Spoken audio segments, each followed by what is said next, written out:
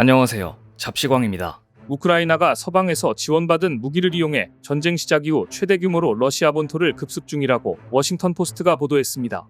비록 러시아는 우크라이나의 공세를 효과적으로 차단하고 있다고 주장하지만 우크라이나군이 쿠르스크주 3개 마을을 점령했다거나 국경에서 상당한 거리에 있는 가스시설을 장악하고 원자력 발전소를 향해 진격하고 있다는 전언도 이어지고 있습니다. 과거 미국 등 서방은 자국에서 지원한 무기가 러시아 본토 공격에 사용되는 것을 꺼렸으나 이번에는 그 어떤 반대도 감지되지 않고 있습니다.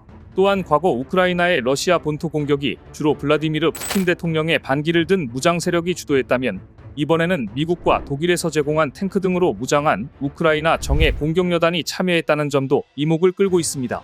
그런데 러시아 텔레그램 채널 등에 게시된 영상을 보면 쿠르스크에서 미국산 스트라이커 장갑차와 독일산 마다르 장갑차들이 보이고 러시아 측 국경 안쪽에서 전투에 참여한 모습이 등장했습니다. 다시 한번 장갑차의 중요성이 증명되는 순간이었습니다. 이에 따라 동유럽에서 러브콜이 쇄도하고 있는 K9 자주포에 이어 이제 한국의 레드백 장갑차 역시 중요한 수출 아이템 급부상 중인데요. 한국의 레드백에 대해 안팎의 이목이 쏠리자 중국은 한국산 장갑차의 수출을 견제하느라 여전히 동분서주하는 모습입니다. 오늘은 한화가 새롭게 선보인 수출형 레드백의 장점, 그리고 중국이 어떻게 한국의 장갑차를 깎아내리기에 혈안이 돼 있는지 함께 전해드리겠습니다. 호주에서 인정받은 한화 에어로스페이스의 레드백 장갑차에 대해 최근 유럽과 중동에서 문의가 잇따르고 있는 것으로 알려졌습니다. 한화 에어로스페이스는 2분기 실적 컨퍼런스콜에서 이렇게 발표했습니다. K9 자주포, 천무 못지않게 수출 계약 규모가 크고 대규모 수주를 기대하고 있는 분야는 장갑차입니다. 호주에 성공적으로 보병 전투 장갑차 레드백을 수출하면서 유럽, 중동 지역 다수의 고객으로부터 문의가 이어지고 있습니다. 지난해 12월 호주에 3조 2천억 원 규모의 레드백 129대를 공급하는 계약에 성공한 이후 한화는 이제 루마니아 장갑차 사업도 정조준하고 있습니다. 이르면 상반기 입찰 공고 예정인 루마니아 장갑차 도입 사업은 총 4조 4,169억 원 규모로 호주 수출 계약을 뛰어넘는 규모입니다. 루마니아 정부는 초도 물량은 수입하되 이후 기술 이전을 통해 루마니아 현지에서 생산하는 것을 핵심 조건으로 제시할 것으로 알려졌는데요. 한화는 유럽과 중동에서 레드백에 대한 문의가 줄을 잇자 최근 수출형 레드백인 레드백 EX에 대한 개발 계획을 전격 공개했습니다. 레드백은 한화가 철저하게 호주 맞춤형 현지화 전략을 통해 탄생한 장갑차로서 우리 국군에 실전 배치돼 성능이 검증된 K-21 보병 전투 장갑차 개발 기술에 K9 자주포의 파워팩 솔루션을 더해 방호력과 기동성을 대폭 강화한 장갑차였습니다. 한화 에어로스페이스가 5년간의 경쟁 끝에 독일 링스를 제치고 공급 계약을 따내자 경쟁국들, 특히 중국은 주요 구성품 80%가 외국산 장갑차인데 뭐가 한국산이냐며 비아냥거렸습니다.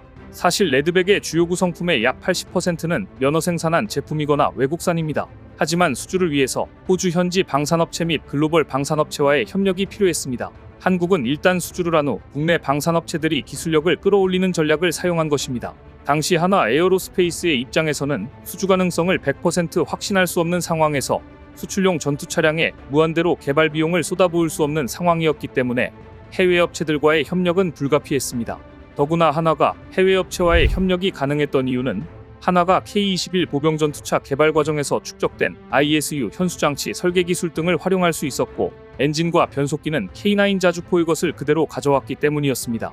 또한 한화는 후발주자로서 신기술 수용에도 적극적이라 레드백에 장착된 고무궤도는 수시디펜스사가 개발한 40톤급 고무궤도로 이를 최초로 도입한 장갑차가 바로 레드백이었습니다.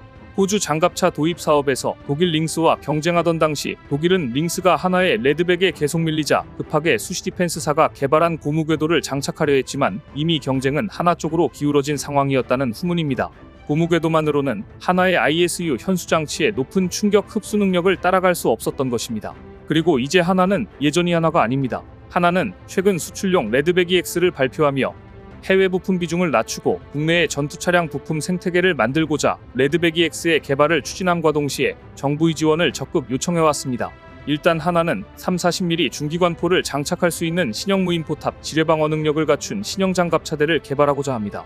여기에 신형 무인포탑은 수출용 타이곤 장갑 차량과 연동될 수 있어 한국 육군에게 중장기적으로 도움이 될 것으로 전망됩니다. 레드백 EX에는 엔진도 중동 수출에 문제가 있는 엔진 대신에 STX 엔진이 국산화한 SMV 1000 엔진을 사용할 계획입니다. 또한 국내 삼양컴텍과 웰크론이 참여할 계획이라 과거와 달리 지뢰 대응 좌석을 비롯한 거의 모든 구성품이 국산화되고 있어 훨씬 개발이 용이할 것으로 예상됩니다. 파이브아이즈의 일원이자 서방의 주요 파트너인 호주가 독일 전차를 탈락시키고 한국의 레드백을 선택한 것은 글로벌 방산 시장에 상당한 충격을 준 사건이었습니다. 그리고 한국이 선전에 가장 예민하게 반응한 곳은 호주와 대립각을 세우고 있는 중국이었습니다.